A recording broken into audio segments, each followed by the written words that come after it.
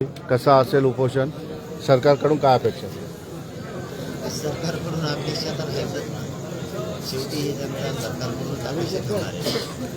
जर आज वर्ष होऊन गेले की आज समाज वर्गाच्या मराठा असताना आरक्षण दिलं, समाजाला मर्यादा संयम शेवटी समाजाने किती दिवस वाटतात. आज करोडोच्या संख्येनं मराठा समाज आरक्षणाची वाट बघत दिवसाला देवेंद्र फडणवीस साहेब जाणून घेऊन घेत नसतील. शेवटी आम्हाला संघर्ष करावा लागणार, जीवाची बाजी लावावी लागणार आहे. आम्ही ते आता मनात घेतलं आहे की मराठा समाजाला सरसकट सगळ्यांना कुणबी प्रमाणपत्र मिळाल्याशिवाय हटायचं नाही. 83 क्रमांकाला कुणबी आणि मराठा एकच. बाकीच्या विशिष्ट जाती, मूळ जाती आणि उपजाती म्हणून अनेक घातल्या. मराठ्यांची बोलजात कमी होत नाही ही आमची पहिल्या दिवसापासूनची मागणी. आणि सगळे सोयरीची अंमलबजावणी का होत नाही? तुम्ही जर आधी सूचना करता मग अंमलबजावणी का करत नाही? तुम्हाला नेमकं अडचणी काय? किती दिवस लोकांना गोरगरिबांना फसवणार आहेत? तीनही गॅजेट, हैदराबादचं गॅजेट आहे, सातारा संस्थांचं आहे, बॉम्बे गव्हर्नमेंटचं आहे. हैदराबादचं गॅजेट तरी हैदराबादहून आणायचं आहे, त्या संस्थांना त्या राज्यातून आणायचं. सातारा संस्थांचं आणि बॉम्बे गव्हर्नमेंटचं सरकारकडेच, तरी तुम्ही लागू करत नाही. त्या सरकारी नोंदी असू शकतात. इतकं अन्याय का? सगळ्या स्वारीची अंमलबजावणी आमच्या व्याख्याप्रमाणे करायला इतके दिवस यांना लागले, तर 6-7 महिने उलटून गेले तरी करत नाही. ज्या मराठा समाजाची कुणबी नोंद सापडली त्या आधारावर मागेल त्या मराठा समाजाला कुणबी प्रमाणपत्र देऊ, याच व्यासपीठावर शब्द दिल्या. न्यायाधीश पण होते त्या दिवशी, मंत्रिमंडळाचे मंत्री पण होते, सगळे लोक इथं होते त्यावेळेस त्यांचे सरकारचे. मग तुम्ही तो निर्णय काय घेतला? तुम्ही महाराष्ट्राच्या सरसकट गुन्हे मागे घेऊन म्हणून सांगितलं नाही घेतले. ही जी आडवणूक आहे मराठीची, जाणून घेऊन मराठ्यांना त्रास देणं हे त्यांचं चाललेलं प्रकार योग्य नाही. कारण यात गोरगरीब जनतेने त्यांना सत्ता दिली.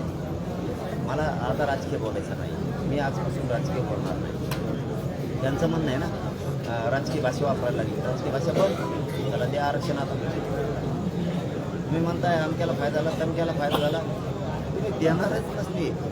लोकांना काय दोष आहे? दोष तुमचा आहे, तुम्ही देत नाही आहे. तसं होणारच. गावात एखादा सरपंच आहे, कामं जर करत नसला लोक बदलून टाकतात त्याला. काय फायदा नाही म्हणजे त्याच्यापासून जनतेचा फायदाच नाही झाला, तुम्हाला कोण ठेवणार आहे? तुम्ही आरक्षण द्या, लोक उघड्या डोळ्याने बघतायत फायदा कोणी केला. सांगायची गरज नाही कोणाला. तुम्हाला नाही द्यायचं म्हणल्याच्या नंतर भोग तुम्हाला बघावे लागला. तुम्ही मला राजकीय स्टेटमेंट करायचं नाही. आमच्या ज्या मागण्यात 8 मागण्यात तुमच्याकडे ते दिलेल्या सगळ्या सरकारच्या पाठ झाल्या, सगळ्या भारत देशाच्या पाठ झाल्या. तुम्ही जर नाही दिल्या उद्योग ते पिल्याशी सोडणार नाही. आणि नंतर राजकीय स्टेटमेंट किंवा काही पुढं 2023ला काही झालं पाडापाड्या आणि हे जर करायचं नसेल असं म्हणणं आहे तुमचं, तर तुम्ही आमच्या सगळ्या मागण्याला अंमलबजावणी द्या. नसतात त्याच्यानंतर माया नावाने बोंबलायचं नाही आणि मराठा समाजात ऐकून घेणार. कारण मराठा समाज सगळं म्हणणार आहे मनोज जरांगे शांततेत बसलाय, सामाजिक लढा लढतोय, आरक्षण मागतोय, तुम्ही का दिलं नाही हे प्रश्न विचारणार आहे. आणि भाजपमधला मराठा सुद्धा देवेंद्र फडणवीस साहेबाला प्रश्न विचारणार आहे. त्यांनी जर मागणी केली, मनोज जरांगे पाटील तिथे शांततेत बसलाय, त्यांनी सांगितलंय तुम्हाला आता संधी, आम्ही संधी देतोय. आम्ही राजकारणाकडं मला जायचं नाही, माझ्या समाजाला जायचं नाही, इतकं स्पष्ट मी सांगितलं आहे. मग तुम्ही का दिलं नाही? आता इतकं बोललेलं असतं नाही.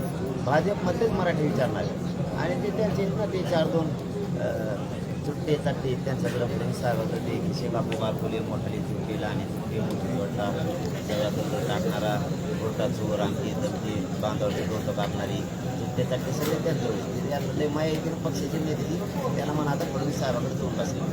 सांगा ते राजकीय भाषा करणार नाही, राजकारणाचा त्यांचा आणि समाजाचा काही संबंध नाही, त्यांच्या मागण्या पूर्ण करा. सांगा. जर नाही सांगितलं त्यांनी आणि सांगूनही जर नाही ऐकलं फडणवीसांनी तर मराठा भाजप कधी एकही ऐकणार नाही. सरळ सांगणारे दोषी देवेंद्र फडणवीस, समाज नाही आंदोलन करणारे. आणि मी राजकीय स्टेटमेंट करणार नाही. त्यापासून तुम्ही कितीही केली तरी मी त्याला उत्तर देणार नाही. त्याच्यानंतर जर नाही दिलं सोडणार तर नाहीच नाही, माझ्या नावाने मग वापरायचं नाही. 2023ला काय पण आता 6व्या उपोषणानंतर चालू झालं आहे, किती दिवस सरकारला अल्टिमेटम देत आहे? काही वेळ देणार आहात का? काय बघ किती सरकारी आंदोलन करत मी लोकांसारखा नाही, सरकारी आंदोलनं करणाऱ्यांसारखा मी ठरवून करायचं. माझी क्षमता मला आणि माझ्या समाजाची क्षमता मला पाहिजे. माझ्या स्वतःच्या क्षमतेवर माझ्या समाजाच्या क्षमतेवरती टाकली मी कुणी यावं म्हणून आंदोलन दुसऱ्याच असतं.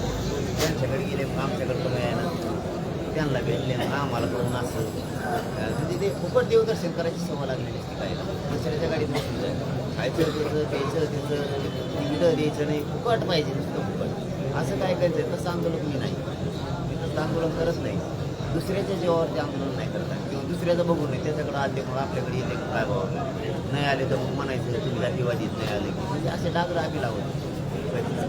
आम्ही आमच्या शंकर लोक आला केलं तर आहे मध्ये मी आज सांगतो ते आपल्याला मध्ये म्हणायची की उपोषण महिला जाताना सोडलं सरकार मागं लागलं होतं आमच्या यास आणि म्हणत अंमलबजावणी घेऊन येणं जेवणा इकडं तुमच्यापेक्षा ताकदीच्या महिला आमच्याकडे त्यांनी रक्त समाजासाठी तिथं सांडले तुमच्या सरकारपेक्षा ताकद होत्या आम्ही त्यांच्या हातात सोडून तुमच्या हातात सोडलं ते यायला तयार आहेत कधी आम्हाला अंमलबजावणी नव्हती म्हणून आम्हाला काय अभिमान नव्हता त्यांच्या हाताने सोडायचं. आम्ही असे वाटणे बघत त्याच्याकडे गेलं की आम्ही कोणा दारात आंदोलन उभा नाही करत. जिकडं जत्रा जिकडं गर्दी आहे त्यांच्यात जाऊन आरडणारे आम्ही नाही. काही काही असतं ते जिकडं गर्दी आहे जिकडं मीडिया आहे जिकडं जे फोकस आहे तिकडं जाऊन बसायचं त्यांना फोकस राहायचं. आम्ही फोकस राहायचं आंदोलन नाही करत. आमच्या गरीबाला न्याय मिळावा म्हणून काय देवेंद्र फडणवीसची तालीम आहे किंवा छगन भुजबळची तालीम नाही. जिकडं फोकस असेल तिकडं पळायचं नुसतं उधळायचं नाही. जातीवाद करणारे छगन भुजबळ आणि देवेंद्र फडणवीस हे दोघं आम्ही जातीवादी नाही, आम्हाला जातीवाद नाही ही सुट्टी नाही. पण आमरण उपोषण आहे तुमचं, कडक उपोषण असतं, एक मर्यादा आहे. त्यानंतर तुम्ही कुणाशी बोलणार? काहीतरी एक अल्टिमेटम सरकारला द्यावं लागेल 10 दिवस 15 दिवस 20 दिवस आचारसंहितेच्या आधी. आहेत आम्ही लढतोय तोपर्यंत ज्या दिवशी टांगड्या फोडायला सुरुवात करते तेव्हा सरकार लागू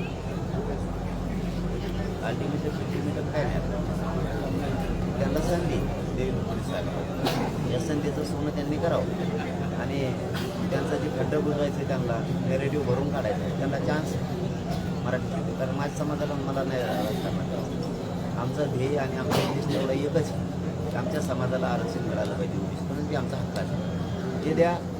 बरं डोळ्यानं समाज बघतोय देणाऱ्याचा कोण आहे हे समाजाला दिसतो आणि माझ्या समाजाला माझी एक विनंती राज्यभरातल्या सगळ्या म्हणजे अजून जरी गर्दी झाली तर आणखी पुढच्या 8-15 दिवसात काय होईल किती गर्दी होईल सांगता येत नाही कारण तब्येत कुंकट जाईल माझ्या समाजाला माझी विनंती कामं म्हणून इकडे येणार मी आहे खंबीर लढायला काय मी कुटुंब असून नसल्यासारखं आहे मला हे समाजच कुटुंब आहे सगळं परिवार माझा आहे तुम्ही काळजी करताय हे मला माहिती आहे घराघरातले मराठी काळजी करायला लागले काय होईल काय सांगता येत नाही त्या काळजीच माझा मराठा समाज आहे.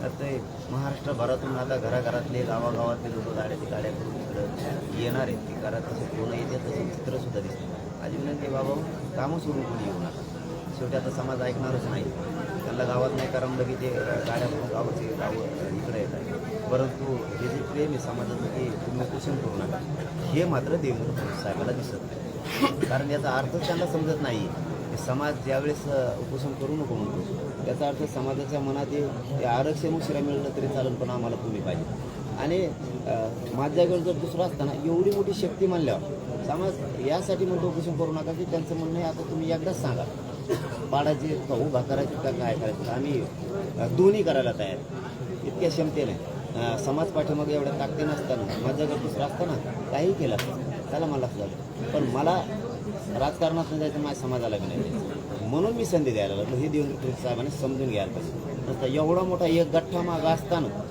कोणीच असं करू शकत नाही पुन्हा जीव जाईल किंवा जीवाची बाजी लागेल कोणीच करू शकत नाही आणि हे माझ्या समाजाला कळतं की आपल्या माणसाला राजकारणात जायचं नाही आपल्या पोराला राजकारणात जायचं नाही आणि समाजाला जायचं नाही म्हणून ते पुन्हा एकदा उपोषणला बसलं आहे माझ्या समाजाला कळतं पण देवेंद्र फडणवीसला कळत नाही की एवढी संधी आहे माझ्यापुढं की समाज म्हणतो तुम्ही फक्त सांगा कोणाला पाडायचे कोणाला निवडून आणायचे का उभा करायचे तुम्ही फक्त एकदा सांगा एवढी संधी माझ्या जर दुसरा पुण्यात कधी सोडली पण तो निर्णय नाही जायचं पण तो निर्णय कधी घेण्याची वेळ येऊ शकते मी आता संधी दिली मी म्हणलं ना मला राजकीय बोलायचं नाही कुणी माझ्यावर उद्या सकाळी जरी आरोप केले राजकीय पक्षांनी तरी मला उत्तर नाही द्यायचं मला आणि माझ्या समाजाची एक ध्येय की आरक्षण मिळालं पाहिजे आता आम्ही फडणवीस साहेबाला संधी दिली त्यांनी आता याचा फायदा उचलायचा आणि मराठा समाजाच्या सगळ्या मागणीची अंमलबजावणी करायची. नसता राज्यातला सगळा त्यांच्या पक्षाचा सगळा मराठा समाज म्हणणारे देवेंद्र फडणवीस जोशी तो जाणून बुजून देत नाही.